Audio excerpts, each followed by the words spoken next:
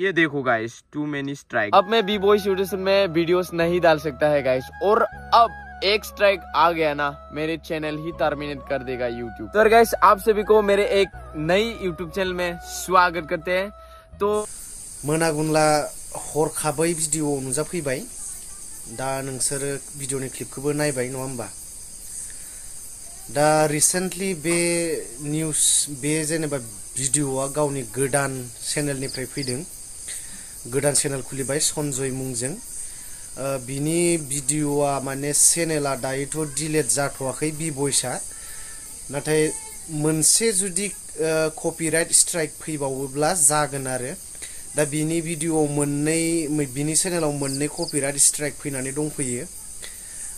दा आरो जुदि मोनसे फैबावोब्लाथाय कपिराइट स्ट्राइकआ बियो माने टार्मिनेट जालांगोन, डिलेट जालांगोन चेनेला।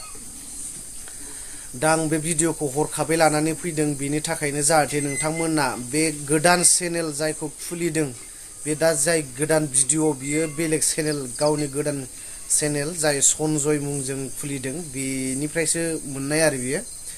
दा नोंथांमोना भिडिअखौ नायनानै आं बिनि चेनेलखौ डिसक्रिपसनाव लिंकखौ होना दोनगोन, जाहाथे नोंसोरो थांनानै चेकआउट खालामनानै साबस्क्राइब खालामलायनानै होयो, गावनिनो हारिनि गावनिनो जाथिनि होननानै, नङा होमबा?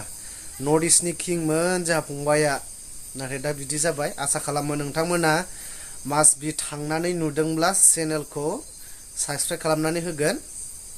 नोंथांमोना जेरैबायदि शक जादों, आंबो बिदिनो शक जादोंमोन।